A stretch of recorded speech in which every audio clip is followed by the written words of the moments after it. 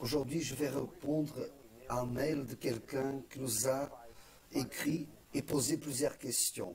Il a écrit « Je suis jeune et chrétien et je confesse que je suis très tenté à m'embraser avec ma petite amie. Elle aussi est chrétienne. Je suis aussi tenté à masturber lorsque je suis tout seul. Est-ce que cela est normal à mon âge? Se masturber est un péché. Est-ce que tous les jeunes de Dieu passent par cela? Serait-il possible de rester sans masturbation totalement pendant des années?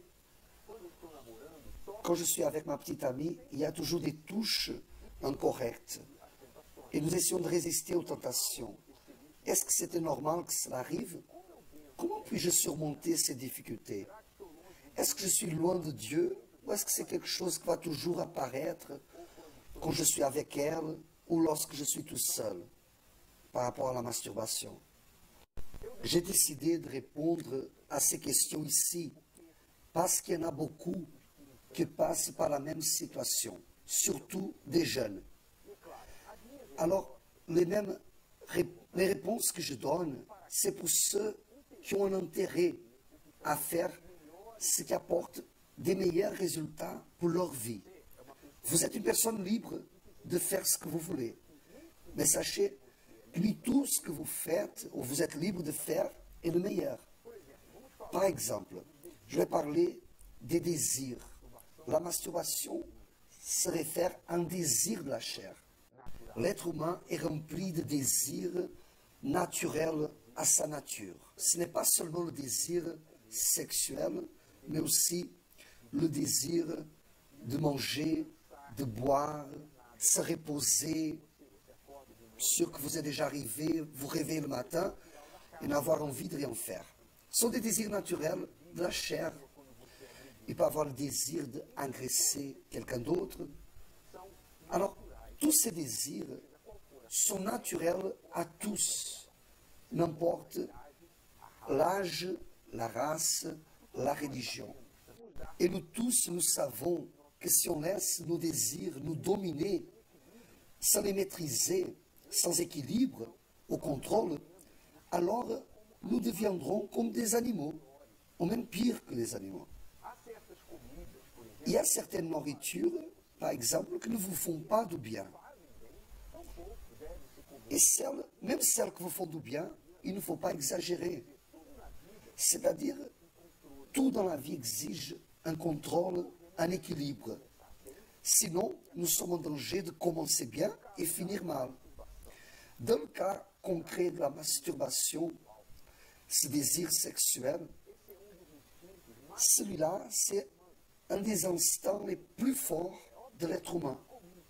Et c'est clair que c'est très commun dans la vie d'une personne, surtout dans la jeunesse, quand les hormones qui provoquent le désir sexuel sont le plus haut.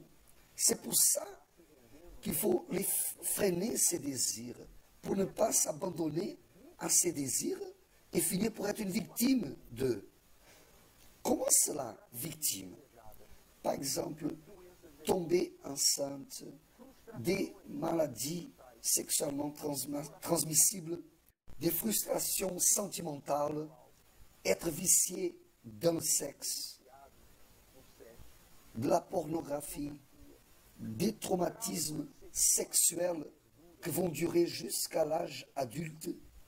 Ceci sont quelques exemples, quelques possibilités des conséquences d'un désir sexuel qui n'est pas contrôlé.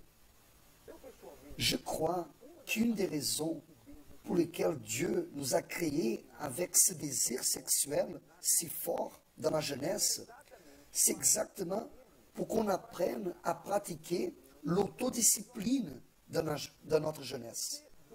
Si vous dominez votre propre corps, alors vous serez capable de vaincre presque n'importe quel obstacle qui sera devant vous.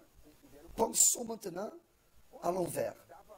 Si vous cédez à vos désirs charnels sans contrôle, alors vous serez une personne condamnée à vivre sans équilibre et sûr que vous allez commettre plus d'erreurs dans votre vie qui pourront apporter des graves, sérieuses conséquences. Alors pour répondre aux questions qui nous ont été posées, peut-être aux vôtres aussi, le désir sexuel est absolument normal. Tous les jeunes passent par ça. Se masturber, c'est un péché, c'est erroné. C'est-à-dire, ce n'est pas que Dieu va vous envoyer dans l'enfer à cause de cela. Mais la masturbation, elle nous amène à un certain type de comportement, comme manque de discipline. Et cela, c'est erroné et peut ouvrir des portes pour des erreurs plus graves. Est-ce que c'est possible de passer des années sans se masturber? Bien sûr que c'est possible, parce que le corps humain vient déjà avec une solution, qui s'est appelée la pollution nocturne, que c'est une éjaculation que le garçon peut avoir tandis qu'il dort. Des filles aussi peuvent avoir cette expérience pendant le sommeil. Cela n'est pas un péché, c'est une façon que le corps il a de soulager la tension sexuelle.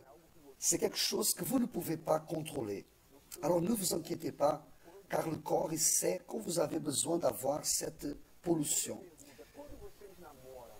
Lorsque vous êtes ensemble tous les deux, est-ce que c'est naturel? Ces touches incorrectes? Bon, ces touches ou caresses, c'est comme allumer une allumette dans une station de service. Qu'est-ce que vous cherchez? Une explosion. Or, si vous ne pouvez pas avoir l'explosion, pourquoi allumer l'allumette? Un couple de jeunes chrétiens, il doit comprendre que cette période sert à connaître l'autre personne. Alors, ils doivent éviter de rester dans des endroits tout seuls. Ils doivent être avec l'autre personne dans des endroits publics où un comportement digne c'est attendu d'eux. Lorsqu'ils sont à la maison, ils ne doivent pas rester dans une pièce tout seuls, les deux. Alors, lorsqu'ils sont ensemble, ils doivent connaître mieux l'un à l'autre. Et pour cela, ils doivent chercher des opportunités de discuter, de faire des activités ensemble et connaître mieux l'intérieur de l'autre personne.